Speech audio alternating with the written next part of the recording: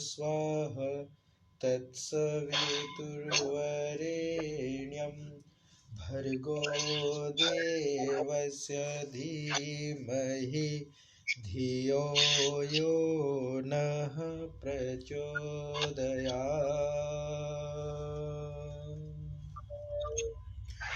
ॐ शान्तं शाश्वतं प्रमेयमनघं निर्वाणशान्तिप्रदं ब्रह्मा शम्भुफणीन्द्रसेव्यमनिशं वेदान्तवेद्यं विभुं रामाख्यं जगदीश्वरं सुरगुरुं मायामनुष्यं हरिं वन्देऽहं करुणाकरं रघुवरं भूपालचूडामणिं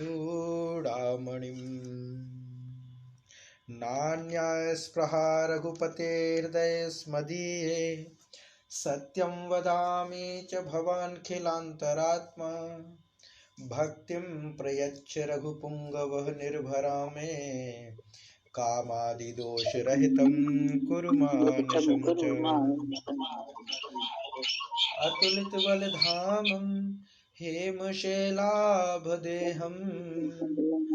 दनुजवनकृशानुं ज्ञानिनामग्रगण्यं सकलगुणनिधानं वानराणामधीशं रघुपतिप्रियभक्तं वातजातं नमामि।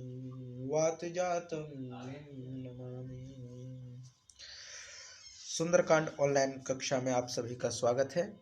इस कक्षा में पिछली बार का जो कक्षा थी, काफ़ी समय बाद कक्षा दोबारा आरंभ हुई है।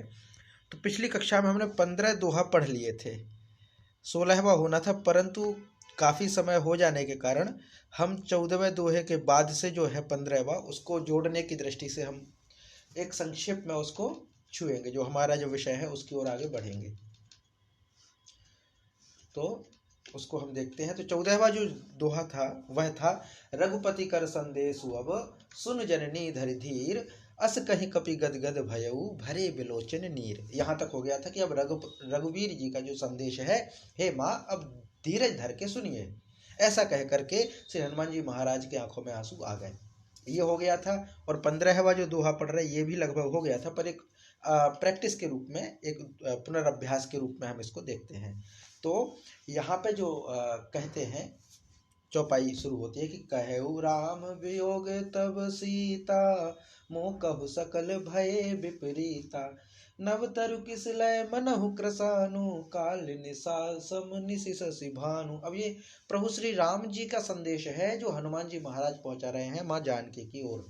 कहते हैं कि कहु राम, श्री राम जी कहते हैं कि वियोग तब सीता, हे सीते तुम्हारे वियोग के कारण मोह कहूँ सकल भय विपरीता, मेरे सभी जो पदार्थ थे वो कैसे हो गए, विपरीत, भय विपरीता, सकल भय विपरीता, सब कुछ विपरीत होगा, उल्टे हो गए। कैसे, नव तरु किसलय मनहु कृसानु, नव तरु किसलय, नव तरु माने नए नए वृक्षों के, किसलय माने कोमल पत्ते, मानो आग के जैसे गर्म हो गए हों। नव तरु किसलय मनहु कृसानु, काल निशा सम निशि शशि भानु, और काल रात्रि के समान जो रात हो गई है, और चंद्रमा भी जो है वो सूरज के समान तप रहा है। चंद्रमा शीतलता देता है, चंद्रमा शीतलता देता है, लेकिन तप रहा है वो भी क्या है, सूरज के जैसे। ये हो गया।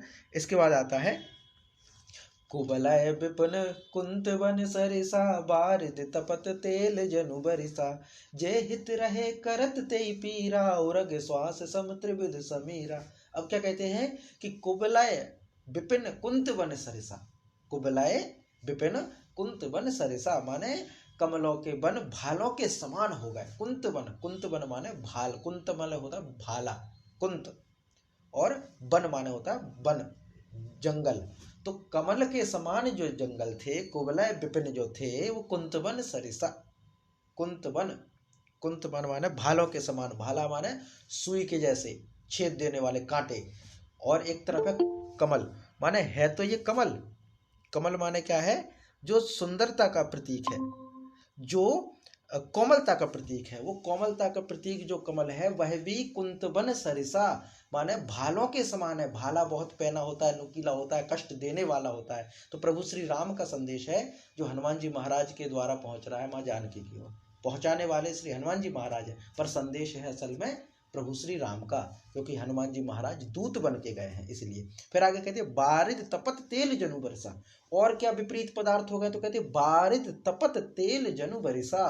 बारिद माने मेघ में से, मानो तपत तेल माने खौलता हुआ तेल, जनु बरसा जैसे बरस रहा हो। ये भी उल्टा है, माने सब कुछ विपरीत हो गया। कहने का मतलब क्या है, प्रभु श्री राम कह रहे हैं कि मेरा तो सब कुछ विपरीत हो रहा है। विपरीत माने उल्टा हो रहा है, होना कुछ चाहिए हो कुछ रहा है ऐसा। तो बारिद तपत तेल जनु बरसा, आकाश में से मेघ में से जैसे तपता हुआ खौलता हुआ तेल बरस रहा हो। जे हित रहे करत ते पीरा। जो हित करने वाले थे करत ते पीरा, वे ही कष्ट देने वाले हैं। जे हित रहे करत ते पीरा, उरग श्वास सम त्रिविध समीरा। और त्रिविध समीर, त्रिविध माने 3 प्रकार के जो गुण होते हैं वायु के, शीतल मंद सुगंध। वायु के गुण है शीतलता, मंद यानी धीमे चलने वाली, सुगंध सुगंधता पहुंचाने वाली, सुगंध पहुंचाने वाली वायु, वह कैसी हो गई उरग श्वास। उरग श्वास माने, उरग माने होता है सांप, उरग। उरग मतलब क्या होता है, उर माने होता है हृदय, छाती, उरग। उर और गा माने गमन करे, उर से जो गमन करे, उर माने छाती से जो गमन करे, वो है सांप, वो है उरग। सांप जो है छाती से गमन करता है, माने उसकी जो छाती है वो रेंगने के काम में आती है, इसलिए उसके लिए जो विशेषण प्रयोग किया गया है वह है उरग। तो उरग माने सांप, श्वास माने सांस। तो जो वायु शीतल होती थी, जो वायु मंद मंद होती थी, जो वायु सुगंध होती थी, वह वायु अब विपरीत होकर के सांप की श्वास के जैसी जहरीली और गर्म हो गई है। ये विपरीत हो गई परिस्थिति। तो कुवलय विपिन कुंत वन सरिसा, बारिद तपत तेल जनु बरिसा। जे हित रहे करत तेई पीरा, उरग श्वास सम त्रिविध समीरा। ये हो गया। इसके बाद और क्या है, आगे कहते हैं कहेऊ ते कछु दुख घटी होई, कहेहूँ ते कछु दुख घटी होई, काहि कहो यह जान न कोई। तत्व प्रेम कर मम अरु तोरा, जानत प्रिया एक मनु मोरा। अब कहते हैं कि कहेऊ ते कछु दुख घटी होई, कहने से अगर मैं ये दुख कह डालूं तो शायद ये दुख घट भी जाए। कहते हैं ना कि दुख बांटने से कम हो जाता है, खुशी बांटने से बढ़ जाती है। तो वही यहाँ पे संदेश कहा है कि सुना है, कहते हैं कि कहूँ ते कछु दुख घटी हुई, कहते हैं कि कह देने से, उजागर कर देने से, कह डालने से दुख जो है वो मन का दुख कुछ कम हो जाता कह देने से। लेकिन समस्या क्या है, समस्या है कि काहि कहूँ यह जान न कोई। मैं कहूँ किससे, यह जान ही नहीं सकता मेरे दुख को कोई, मेरे दुख को कोई जान ही नहीं सकता। तो मैं अपने इस दुख को, विरह वेदना को मैं कहूँ किससे।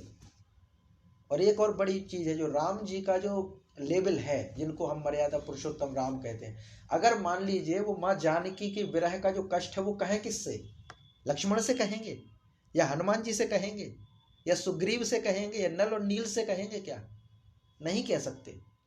एक व्यक्ति जितने आसानी से अपने मित्र के साथ अपने सुख दुख को शेयर कर सकता है, उतना वो अपने ऊपर नीचे वालों में नहीं कर सकता। राम जी का जो लेवल है और लक्ष्मण जी का लेवल है, दोनों में अंतर है। हनुमान जी का लेवल और नीचे है, तो एक लेवल बने हुए हैं। माने जब हम संप्रेषण पढ़ते हैं तो संप्रेषण भी बहुत तरह के होते हैं। एक होता है ऊपर से नीचे संप्रेषण होना, एक होता है तिरछा संप्रेषण होना, और एक होता है समानांतर संप्रेषण होना। जैसे प्रिंसिपल अगर बात करें तो लेवल अलग होगा, कुलपति अगर आपस में बात करें तो अलग होगा, प्रधानमंत्री अगर बात करते हैं तो विषय बात करने का तरीका कुछ और होगा। पर अगर प्रधानमंत्री मुख्यमंत्री बात करें, प्रिंसिपल किसी टीचर से बात करे तो स्थिति कुछ और होगी, और अगर प्रिंसिपल किसी स्टूडेंट से बात करे, प्रधानमंत्री किसी आम नागरिक से बात करे तो स्थिति कोई दूसरी होगी। तो ये एक संप्रेषण होता है कि हम किससे अपनी बात सरलता से कह पाएंगे। तो जो समानांतर संप्रेषण जो होता है वो ज्यादा अच्छा होता है, और समानांतर संप्रेषण मित्र में हो पाता है, पिता में भी नहीं हो सकता, भाइयों में भी नहीं हो सकता, मित्रता में हो सकता है। तो यहाँ पे इसीलिए वो कह रहे हैं कि ये जो मेरी पीड़ा है, ये जो मेरा तकलीफ है, दुख है, मैं कह तो दूं, और कहने से शायद ये दुख कम भी हो जाए, लेकिन मैं ये दुख कहूं किससे, जानेगा कौन मुझे, काहि कहो यह जान न कोई। फिर कहते तत्व प्रेम कर मम अरु तोरा, तत्व प्रेम कर, तत्व प्रेम कर मम अरु तोरा। ये जो प्रेम है, मम माने मेरा, अरु माने और, तोरा माने तेरा, तेरा और मेरा जो ये प्रेम है, इस प्रेम के तत्व को जानत प्रिया एक मन मोरा। इस प्रेम के तत्व को हे जानकी सिर्फ मेरा ही मन जानता है और कोई नहीं जानता। जानत प्रिया एक मन मोरा, सिर्फ मेरा एक मन ही जानता है, इस प्रेम को दूसरा कोई नहीं जान सकता। ये प्रभु श्री राम ने यहाँ पे कहा है अपने संदेश में, जो श्री हनुमान जी महाराज जी द्वारा कहा गया। फिर कहते हैं सो मनु सदा रहत तो ही पाही, जानू प्रीत रसु इतने ही माही। प्रभु संदेश सुनत बेदेही, मगन प्रेम तन सुधि नहीं तेही। अब क्या हुआ कि सो मनु सदा रहत तो ही पाही, और वह मन सदा तेरे पास ही रहता है। अब मन के बारे में कह रहे हैं कि मेरा ही मन जानता है कि मैं तुम्हें कितना प्रेम करता हूँ, जानकी माता के प्रति कहते हैं, लेकिन वह मन तो सदा तुम्हारे पास रहता है। सो मनु रहत, सो मनु सदा रहत तो ही पाही, जो मेरा मन है, जो जानता मेरे तकलीफ को, लेकिन वो मन तो तेरे पास ही रहता है, तुम्हारे पास ही रहता है। जानू प्रीत रसु इतने ही माही, बस मेरे प्रेम का सार इतने में ही समझ लो। अब ज्यादा क्या कहना, बस इतने में ही समझ लो कि मेरा मन है, जो मेरा मन ही तुम्हारे और मेरे प्रेम को समझ सकता है, लेकिन मेरा मन तो हमेशा तुम्हारे पास ही है। अब तुम समझ पाओ तो इतने में ही मेरी पीड़ा को समझ लो। जानू प्रीत रसु इतने ही माही, मेरे प्रेम का सार जो है, रसु, रसु शब्द प्रयोग किया है। रस का मतलब क्या होता है, सार, कहते हैं ना, सार मतलब निचोड़, इसको कह देना चाहिए। निचोड़ क्या है, निचोड़ शब्द क्या है, जब हमने मान लीजिए संतरे को निचोड़ा तो क्या मिला, रस, या हमने किसी और फल को निचोड़ा तो क्या मिला, रस। और उस रस को ही हम जो है अलग अलग तरीके से कह देते हैं, तो निचोड़ना ही तो है। तो ये एक शब्द जो प्रयोग होता है समराइज करना, माने क्या हुआ, निष्कर्ष निकलना। और निष्कर्ष में भी अगर निष्कर्ष शब्द को भी देखा जाए तो कर्षण करना, कर्षण माने कष्ट देना, उसको रगड़ना, उसको मसलना, उसको बहुत जोर से मसलना, तो जो निकलेगा वो रस ही तो होगा। तो निष्कर्ष शब्द जो निकला है माने कर्षण की क्रिया के द्वारा जो निकाला गया हो वो होता है निष्कर्ष। निष्कर्ष, निह उपसर्ग और कर्ष धातु है, तो कर्ष माने कष्ट होना, कसना, और जो है उसको मसलना, ये जो प्रक्रिया है वो एक धातु है। और निश माने निकलना, निर्गत होना। तो कर्षण की धातु क्रिया के द्वारा, कर्षण की क्रिया के द्वारा जो निर्गत हो वो निष्कर्ष है। तो फल को जब निचोड़ते हैं, फल को जब जो है उसको मसलते हैं, तो जो प्राप्त होता है वो होता है रस। तो यहाँ जो रस प्रयोग है वो सार के रूप में है, जो रस प्रयोग है वो निष्कर्ष के रूप में है। तो इतनी सारी बातों का निष्कर्ष सिर्फ इतना ही है कि मेरे प्रेम का सार तो यही है कि मेरा मन जो है वो हमेशा तुम्हारे पास रहता है, ये निष्कर्ष है। इतने में ही समझ लो। प्रभु संदेश सुनत बेदेही, अब प्रभु का जो संदेश सुना जानकी माता ने, तो प्रभु संदेश सुनत बेदेही, प्रभु का संदेश सुन करके जो जानकी माता है वे मगन प्रेम तन सुधि नहीं तेही, और उनका जो मतलब जैसे ही राम जी का संदेश सुना माँ जानकी ने, वो प्रेम में मग्न हो गई। तन सुधि नहीं तेही, उनको अपने शरीर की सुध नहीं रही, वह अपने शरीर की सुध को भूल गई। मगन प्रेम तन सुधि नहीं हुई, प्रेम में मगन हो जाने के कारण शरीर की, अपने तन की सुधि नहीं है। सुधि माने ध्यान होना। ये फिर आगे क्या है, कह कपि हृदय धीर धरु माता, कह कपि हृदय धीर धरु माता, सिमुर सुमिरु राम सेवक सुखदाता, और आनहु रघुपति प्रभुताई, सुनि मम वचन तजहु कदराई। अब क्या कहते हैं कि कह कपि हृदय धीर धरु माता। अब श्री हनुमान जी महाराज कहते हैं कि हे माता धैर्य रखो, धीर धरु माता, धैर्य को धारण करो माता। सुमिरु राम सेवक सुखदाता, और जो सुख देने वाले जो राम हैं, सेवक, राम सेवक सुखदाता, सेवकों को, सेवक सुखदाता है राम। राम कैसे हैं, सेवक सुखदाता। तो सेवकों को सुख देने वाले जो राम हैं, ऐसे राम को सुमिरु माने सुमिरन करो, ऐसे राम जी का सुमिरन करो जो सेवकों को सुख देने वाले हैं। और आनहु रघुपति प्रभुताई, और माने हृदय में, आनहु माने लाओ, और आनहु हृदय में लाओ रघुपति प्रभुताई, रघुपति प्रभुता है माने रघुपति की प्रभुता, रघुपति की प्रभुता सम्मान, जो रघुपति जी का जो है वो क्या कहना चाहिए, रघुपति जी के प्रति जो प्रेम है, रघुपति के प्रति जो भक्ति है वो अपने हृदय में लाओ। आनो सुनि मम वचन तजहु कदराई, और मेरे वचनों को सुन करके आप कायरता को छोड़ दीजिए, त्याग दीजिए, धैर्य रखिए। यह संदेश हनुमान जी महाराज माँ जानकी को देते हैं। अब आगे दोहा आता है कि निश्चर निकर पतंग सम, रघुपति बानु कृसान, जननी हृदय धीर धरु, जरे निशाचरु जानु। अब क्या कहते हैं कि निश्चर निकर पतंग सम। अब वो धैर्य कैसे बंधा रहे हैं, धैर्य बंधाना है ना माँ जानकी का, तो धैर्य कैसे बंधा रहे हैं, तो कहते हैं कि निश्चर निकर पतंग सम, रघुपति बानु कृसान। हे माँ, ये निश्चर निकर जो है ना, निश्चर माने राक्षसों के, निकर माने जो है ये समूह है, निश्चर निकर राक्षसों के जो समूह है, पतंग सम कीट पतंगों के जैसे हैं, पतंग सम पतंगा है, कीट पतंगा, एक शब्द प्रयोग होता है कीट पतंगा, माने जो उड़ते रहते, बरसात में आ जाते हैं, मच्छर दीपक जब जलाते तो दीपक के चारों तरफ जो भटकते घूमते रहते, उड़ते रहते हैं, जलते भुंजते रहते हैं, तो वो जो है वो पतंगा होते हैं। तो निश्चर निकर पतंग सम, ये जो राक्षसों के जो झुंड दिखाई दे रहे हैं आपको लंका में, ये तो पतंगों के, कीट पतंगों के झुंड के जैसे हैं। और रघुपति कैसे हैं, तो कहते हैं रघुपति बानु कृसान, रघुपति का जो बाण है वो अग्नि के समान है, माने जो राक्षस हैं उनको कीट पतंगों के समान जानो, रघुपति जी का जो बाण है उनको आग के समान जानो। जननी हृदय धीर धरु, जरे निशाचर जान। हे माँ, हृदय में धैर्य रखो, राक्षसों को जला ही मानो, ऐसा समझो कि राक्षस जल ही गए, राक्षस नहीं बचे। ये है माने प्रभु की लीला कहिए। हर युद्ध से पहले, हर तबाही से पहले जो अधीर होता है, प्रभु का जो अपना अधीर होता है, तो स्वयं अथवा अपने दूत के माध्यम से एक ही संदेश दिलाते हैं कि विश्वास रखो, धैर्य रखो, ये तो सब हो चुका, ये तो सब हो चुका। श्रीमद् भगवत गीता में जब अर्जुन जो है वो अधीरता को प्राप्त हुए, अधैर्यता आई, अधीर हो गए जब अर्जुन, तो भगवान श्री कृष्ण ने कहा था कि अर्जुन मैंने तो मार डाला इनको, ये तो मरे हैं, तुझे तो सिर्फ निमित्त बनना है, धैर्य रख, सब हो गया, तुझे तो सिर्फ अपना काम करना, बाकी सब मैंने मार डाला इनको, अधर्मियों को मार डाला है, युग का निर्माण भी मैंने कर दिया है, सब हो गया, बस तुम्हें तो धैर्य रखना है। वही बात यहाँ पर प्रभु श्री राम के शब्द हैं जो हनुमान जी महाराज के द्वारा माँ जानकी की ओर पहुंच रहे हैं कि ये जो निशाचर है ये कुछ नहीं है, ये तो कीट पतंगे के समान है, इनको तो मैंने पहले ही जला दिया। अब हनुमान जी तो नहीं कह सकते मैंने जला दिया, तो वो क्या कहेंगे, वो कहेंगे कि प्रभु श्री राम का जो बाण है वो अग्नि के समान है और ये सब कीट पतंगे के समान है, ये कीट पतंगे के समान है और प्रभु श्री राम का जो बाण है वो अग्नि के समान है।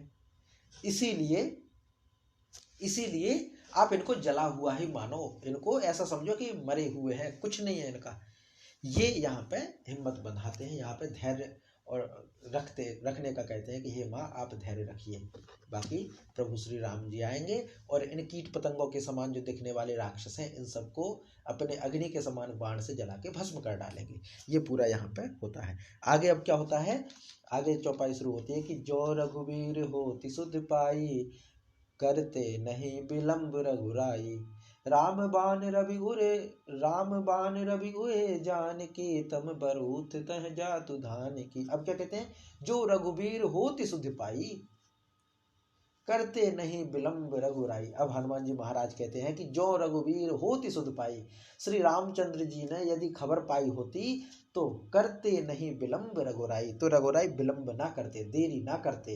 राम बाण रवि उए जानकी, हे जानकी माता, राम बाण रूपी सूर्य के उदय होने पर तम बरूथ कह जातु धान की, तो सूर्योदय होने पर राक्षसों की सेना रूपी अंधकार कहाँ रह सकता है। ये उदाहरण देकर के कहा गया है यहाँ पे कि जिस प्रकार रात है, रात तब तक ही है जब तक सूर्योदय नहीं हुआ, तब तक ही है जब तक सूर्योदय नहीं हुआ, लेकिन जैसे ही सूर्योदय हो जाता है तो अंधकार नष्ट हो जाता है। तो यहाँ पे ये कहा कि राम बाण रूपी सूर्योदय और राक्षस रूपी अंधकार, तो जब राम बाण रूपी सूर्योदय हो चुका तो फिर राक्षसों की सेना का अंधकार कहाँ रहेगा, माने अंधकार नाश होने वाला है, राक्षसों की सेना का नाश होने वाला है और राम बाण का उदय हो चुका है।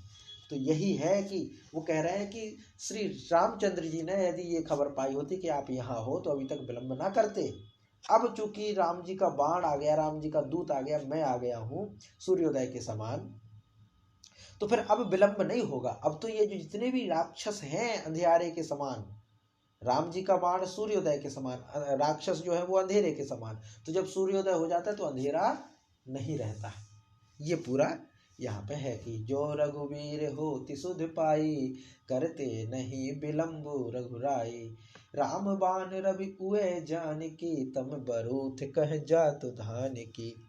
आगे आता है अबहि मातु मैं जाऊं लबाई, अबहि मातु मैं जाऊं लबाई, प्रभु आयुष नहीं राम दुहाई, कछुक दिवस जननी धरु धीरा, कपहि सहित अहि रघुवीरा, कपि सहित अहि रघुवीरा। अब क्या है, अबहि मातु मैं जाऊं लवाई, प्रभु आयुष नहीं राम दोहाई, कछुक दिवस जननी धरु धीरा, कपहि सहित अहि रघुवीरा। अब इसमें क्या है, एक बहुत ज्यादा प्रचलित प्रश्न चलता है समाज में, शायद आप सबने भी सुना होगा ये प्रश्न, हमने भी सुना, शायद आपने अलग अलग मंच पर इस चीज को सुना हो, कि अक्सर ये पूछते हैं कि प्रभु श्री राम जी ने हनुमान जी महाराज को भेजा था, तो जब हनुमान जी महाराज इतने सब समर्थवान थे, सामर्थ्य था उनका, तो वो चाहते तो स्वयं मां जानकी को ले जाते, राम जी को आने की जरूरत ही ना पड़ती, पर वो लेके क्यों नहीं गए? ये सामान्य सा प्रश्न है कि लेवा जाते, जब इतने बलशाली है, सब कुछ कर सकते हैं, पूरी लंका को उन्होंने विजय प्राप्त कर ली थी, तो जानकी माता को ले जाते, काहे को रक्तपात मचाया गया, ये सब चीजें। तो यहाँ पर वही प्रश्न आया कि अबहु मातु मैं जाऊं लवाई, हे माँ मैं तो अभी भी आपको ले जाऊं, लेकिन प्रभु आयुष नहीं राम दुहाई, पर श्री रामचंद्र जी की शपथ है मुझे प्रभु की आज्ञा नहीं है, माने मैं राम जी की सौगंध खा के कहता हूं कि प्रभु ने आज्ञा नहीं दी मुझे कि मैं आपको लेवा जाऊं। अच्छा, एक चीज और सामान्य रूप से देखा जाए कि अगर हनुमान जी महाराज मां जानकी को ले जाते तो स्टोरी क्या बनती, जरा उस मोड़ को देखिए आप, कि राम जी की पत्नी को कोई दुष्ट ले गया, राम जी ने भेजा हनुमान जी महाराज को कि मेरी पत्नी गुम गई है, ढूंढ के लाओ, तो हनुमान जी जाते हैं और पता है कि कौन ले गया, और वहां से फिर जानकी माता को हनुमान जी लेके आ गए। तो कहीं ये एक कोण नहीं आता सामने, हनुमान जी को ये नहीं लगता कि मेरे प्रभु के शौर्य का क्या मतलब, फिर प्रभु श्री राम का क्या वो रहता है फिर मतलब। एक बहुत शर्म जैसी बात होती कि क्या अपनी पत्नी की रक्षा नहीं कर सकते, अपनी पत्नी को नहीं बचा सकते, बहुत बड़ा प्रश्न होता है इस चीज का। तो हनुमान जी महाराज को सिर्फ इतना ही आदेश था, इतनी ही आज्ञा थी कि तुम सिर्फ सुध ही लेके आओ, बाकी हम देखेंगे। और फिर अलग कंट्री है, श्रीलंका है, राजा है वहां के अलग, तो राजा से बात करने का तरीका एक अलग होता है, प्रोटोकॉल अलग होता है, तो उस सम्मान के साथ वापस आना है, चोरी चुपके नहीं लाना है, चोरी करके लाना अलग चीज है। और जो राजा के साथ समझौता होता है तो बिना राजा की आज्ञा के नहीं हो सकता, और यहाँ के जो मुखिया हैं वो प्रभु श्री राम हैं, हनुमान जी नहीं है, इसीलिए हनुमान जी एक दूत के जैसे गए हैं, राजा के उसमें नहीं गए हैं, वो अधिकार नहीं है, वो आज्ञा नहीं है, इसीलिए हनुमान जी महाराज माँ जानकी को नहीं लेके आए, वरना वो चाहते तो ले आते, और ये सामर्थ्य है उनके पास में, वो ले आते। लेकिन चूंकि ये एक खेल है कि उस दुष्ट को सजा दिलवानी है, इसीलिए माँ जानकी भी बंदी बनी बैठी है। वरना जो माँ जानकी कहते हैं कि जब अपने जनकपुर में वो सफाई करती थी तो जिस शिव धनुष को रावण ने उठा नहीं पाया, हिला नहीं पाया, वही शिव धनुष माँ जानकी अपने बाएं हाथ से उठा देती थी।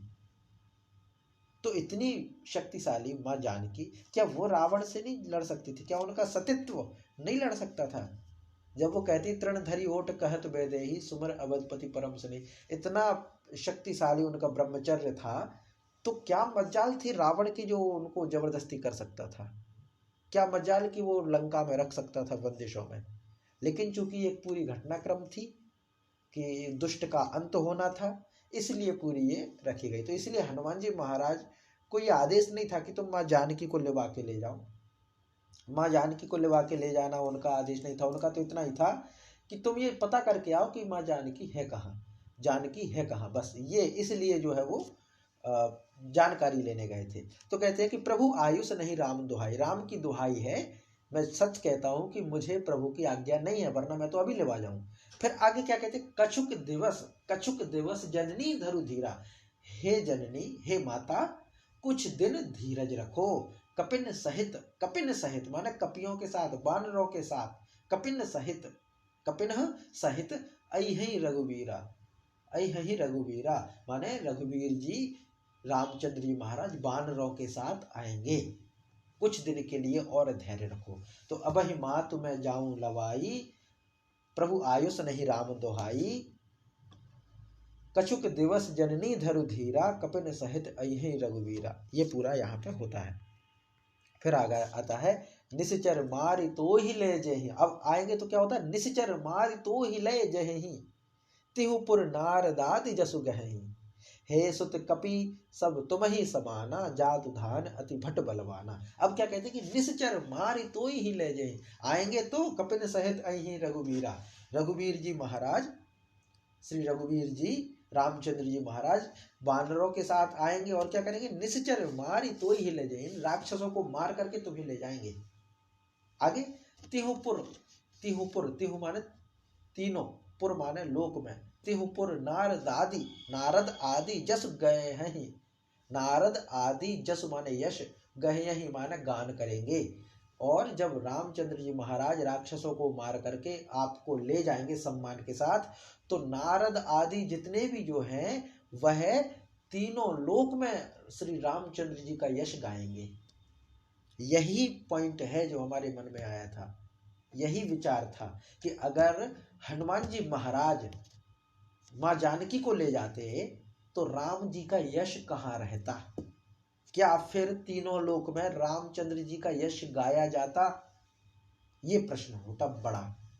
इसीलिए श्री हनुमान जी महाराज ने इस विषय को सोचा कि अगर मैं लेके जाऊंगा तो ये उचित नहीं होगा, ये उचित नहीं होगा, इसीलिए वो नहीं लेके गए बस। तो तिहुपुर नारदादि जसु गए हैं, तीनों लोकों में नारद आदि लोग प्रभु श्री रामचंद्र जी के यश का गान करेंगे। है सुत कपि सब तुम ही समाना, हे सुत कपि सब तुम ही समाना, जातु धान अति भट बलवाना। फिर सीता माता कहते हैं कि हे सुत, हे पुत्र, कपि सब तुम ही समाना, सब बानर तुम्हारे ही समान होंगे नन्हे मुन्ने, और जातु धान अति भट बलवाना। लेकिन ये जो राक्षस है ये तो बड़े बलवान योद्धा है। अब माँ को देखो चिंता हो रही है, माँ तो माँ होती है, करुणा प्रेम तो ऐसे ही होते हैं, ममता यही होती है कि हे सुत कपि सब तुम ही समाना। माँ की चिंता देखिए कि हे सुत, हे पुत्र, जितने भी बानर होंगे वो तो सब तुम्हारे जैसे होंगे, छोटे छोटे नन्हे से।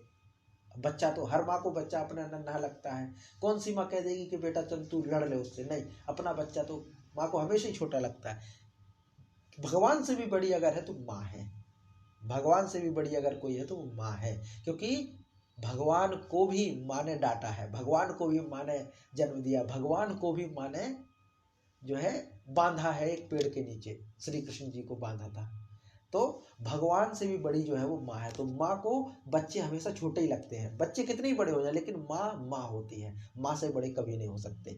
तो हे सुत कपि सब तुम ही समाना, हे बेटे, जितने भी कपियों की तुम बात कर रहे हो कि सभी बानरों के साथ प्रभु रामचंद्र जी आएंगे, पर वो सभी बानर तो तुम्हारे जैसे होंगे, नन्हे नन्हे छोटे छोटे, लेकिन ये जो राक्षस है ये तो बहुत बड़े हैं, बहुत बलवान है, बहुत योद्धा है, इनसे कैसे लड़ेंगे।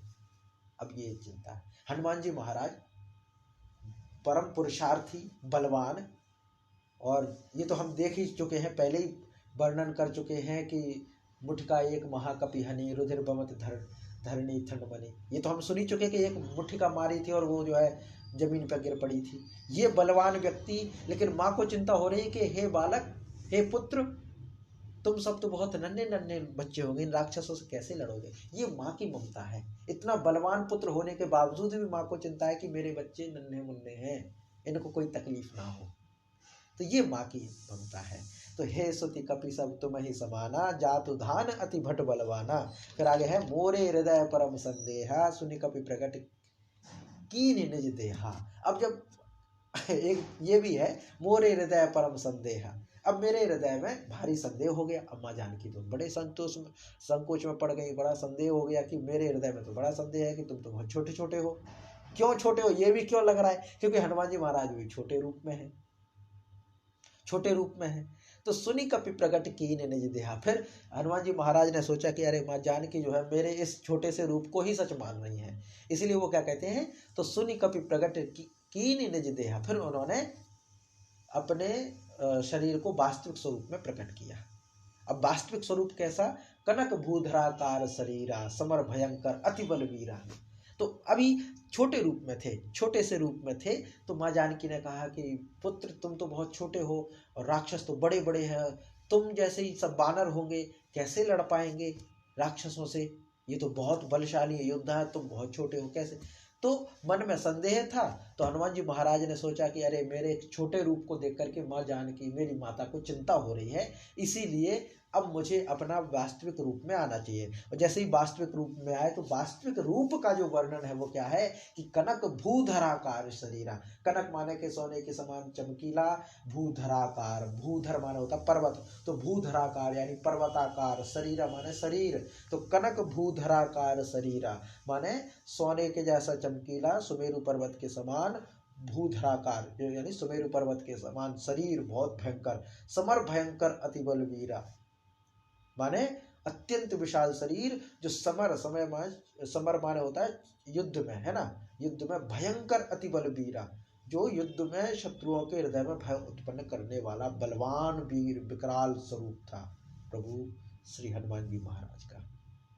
तो यह है कनक भूधराकार शरीरा, समर भयंकर अति बलवीरा। ये श्री हनुमान जी महाराज का शरीर है जो माँ जानकी को उन्होंने बताया, माँ जानकी का संदेह दूर करने के लिए।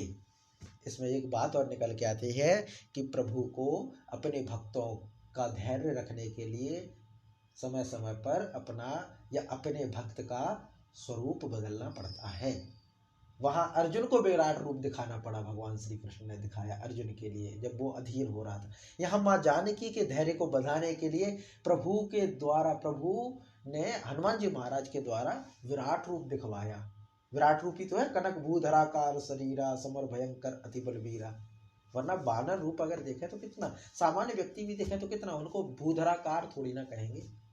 तो कनक भूधराकार शरीरा, जब हनुमान जी महाराज को लगा कि अरे माँ जानकी तो हमें छोटा समझ रही है, इनके मन में संदेह तो नहीं है, ऐसा तो नहीं है वो उनको हमारी चिंता हो कि ये राक्षसों से नहीं लड़ पाएंगे, माँ जानकी को चिंता ना हो, इसलिए वो जो है कनक भूधराकार शरीर, उन्होंने विराट रूप अपना धारण किया। तो ये होता है कनक भूधराकार शरीरा, समर भयंकर अति बलवीरा। फिर आगे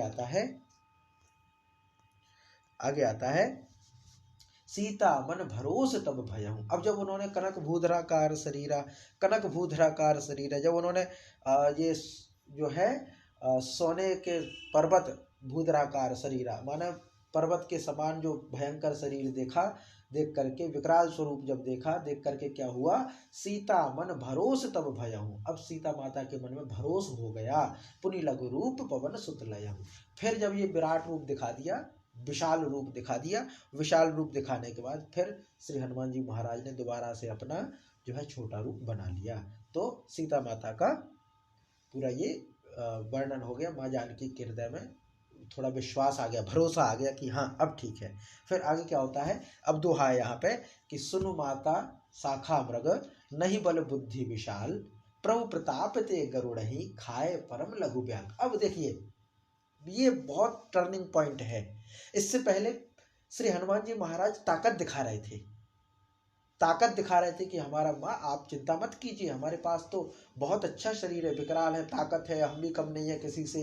ये सब चीज़ें उन्होंने जो विकराल रूप दिखाया, कनक भूधराकार शरीरा, समर भयंकर अति बलवीरा, ये सब दिखाया। अब उसके बाद क्या बोलते हैं, ये बिल्कुल विनम्रता है कि एक तरफ अपने ताकत भी रखो, दूसरी तरफ अपनी विनम्रता रखो, तब आप संपूर्ण व्यक्तित्व होते हैं। यहाँ पे क्या बोलते हैं, सुन माता शाखा मृग, नहीं बल बुद्धि विशाल, प्रभु प्रताप ते गरुड़हि, खाए परम लघु ब्याल। कहते हे माता सुनो, हम तो शाखा मृग हैं। शाखा मृग माने डाली से डाली पे उछलने वाले, शाखाओं से उछलने वाले, उछल कूद करने वाले बानर, जंगल में रहने वाले। तो सुन माता शाखा मृग, हे माँ हम तो शाखा मृग के समान है। नहीं बल बुद्धि विशाल, ना तो हम में कोई बुद्धि है, ना ही हम में कोई विशाल बल है।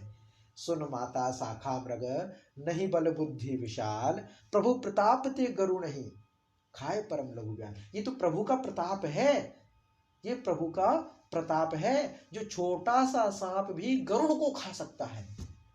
होता उल्टा है, गरुड़ सांप को खाता है, गरुड़ जो है वो सांप को खाता है, लेकिन ये प्रभु का प्रताप है, जो छोटा सा सांप भी गरुड़ को अपने वश में कर लेता है, अपने चंगुल में फंसा लेता है, उसको खा लेता है। खाई परम लघु ब्याल, मार सकता है। ये तो प्रभु का प्रताप है। तो यहाँ पे यही है कि प्रभु का प्रताप का क्या बल है, तो यही है कि सुन माता शाखा मृग, नहीं बल बुद्धि विशाल, प्रभु प्रताप ते गरुड़ ही, खाई परम लघु ब्याल। हे माता हम तो शाखा मृग हैं, हम में ना तो कोई बुद्धि है ना कोई बल है। अब देखिए कौन कह रहा है, श्री हनुमान जी महाराज कह रहे हैं, जिनकी बुद्धि और बल की परीक्षा पहले ली जा चुकी है। किसने ली? सुरसा ने ली। सुरसा नाम की राक्षसी, अहिन की माता, आई ही थी बल और बुद्धि की परीक्षा लेने के लिए। तुम बल बुद्धि निधान, है ना, ये आया था चौपाई में। तो बल बुद्धि की परीक्षा हो चुकी, लेकिन कौन कहेगा मुझ में बल है? कौन कह देगा ऐसा? बड़े बड़ाई ना करें, बड़े ना बोले बोल, रहमन हीरा कब कहें, लाख टका मेरा बोल। कोई नहीं कहता। यही विशालता होती है, यही बड़प्पन होता है, यही बड़े व्यक्तित्व होते हैं जो अपनी प्रशंसा कभी नहीं करते, खुद को नीचे झुका के रखते हैं। वरना वो कह सकते थे कि आई एम सर्टिफाइड, सर्टिफिकेट मिला है मुझे, तो मैं तो वैसे ही अप्रूव्ड हूँ कि हाँ सुरसा के द्वारा अप्रूव्ड हूँ कि मेरे पास तो बल और बुद्धि है। फिर क्यों कहते हैं कि नहीं बल बुद्धि विशाल? नहीं, वरना अहंकार बढ़ जाएगा। अपने आप को जितना हो विनम्र रखो। इतना कनक बूदराकार शरीरा, इतना सब कुछ दिखाने के बावजूद भी विनम्र हैं कि सुन माता शाखा मृग, नहीं बल बुद्धि विशाल, प्रभु प्रताप ते गरुड़ नहीं, खाई परम लघु ब्याल। कह दोनों दिया, बस प्रभु का प्रताप। अरे माँ हम कुछ नहीं है, हम तो प्रभु का प्रताप है। हम लंका में आएंगे और लंका को जलाएंगे, लेकिन प्रभु का प्रताप है, हमारा कुछ नहीं है। हम रावण को छठी का दूध भी याद दिला देंगे, लेकिन प्रभु का प्रताप, हमारा कुछ नहीं है। ताकत भी दिखाई, लेकिन श्रेय भी खुद नहीं लेना। माने अगर गीता को यहाँ पे जोड़ा जाए तो सीधा एक ही बात, श्रेय नहीं लेना माने कर्तापन से रहित होना। गीता की बहुत बड़ी फिलॉसफी यही है कि कर्तापन से रहित रहो। काम करो लेकिन कर्ता बन के मत करो। काम किया और भूल जाओ, वरना मोह में फंसोगे। तो हनुमान जी महाराज बड़े बड़े काम करते, बड़े बड़े काम करते और छोटा रखते हैं, अपने आप को छोटा रखते, अपने आप को शून्य रखते, अपने आप को शून्य रखते। बड़े बड़े पर्वत उठाए उन्होंने, लेकिन कभी नहीं कहा कि मैं इतना बलशाली हूँ, नहीं बल बुद्धि विशाल। और वहां विभीषण जी से मिले थे तब क्या कहा था? वही था ना, प्रातले जो नाम हमारा, ता दिन ताहि न मिले आहारा। देखिए ये विनम्रता देखिए कि हम तो इतने नीच है, आप क्यों अपना देख रहे हैं कि हम कहाँ किस कुटुंब में पैदा हो गए। हम तो इतने गए बीते हैं कि जो हमारा पहले सुबह उठ करके नाम ले ले उनको आहार ना मिले। हालांकि है नहीं, कुछ लोगों को तो हनुमान जी महाराज के द्वारा ही आहार मिल रहा है, हनुमान जी की कथा के द्वारा ही मिल रहा है। हालांकि अप्रत्यक्ष रूप से देखा जाए तो भगवान की कृपा है, हम सबको मिल रहा है। राम की चिड़िया, राम के खेत, चिड़िया चुन लो भर भर पेट, तो प्रभु की कृपा से ही सब है। लेकिन फिर भी वो कहते हैं कि प्रातः ले जो नाम हमारा, ता दिन ताहि न मिले आहारा। श्री हनुमान जी महाराज से बलशाली दूसरा कौन व्यक्ति हो सकता है? लेकिन फिर भी कहते हैं कि सुन माता शाखा मृग, नहीं बल बुद्धि विशाल। कौन मूर्ख है जो इस बात को मान लेगा कि श्री हनुमान जी महाराज में बल और बुद्धि नहीं है? वो तो जाने ही जाते हैं बल और बुद्धि के लिए। अतुलित बल धामम हेम शैलाभ देहम, जब हम शुरुआत करते तभी है अतुलित बल धामम, और यहाँ पे कहते हैं नहीं बल बुद्धि विशाल।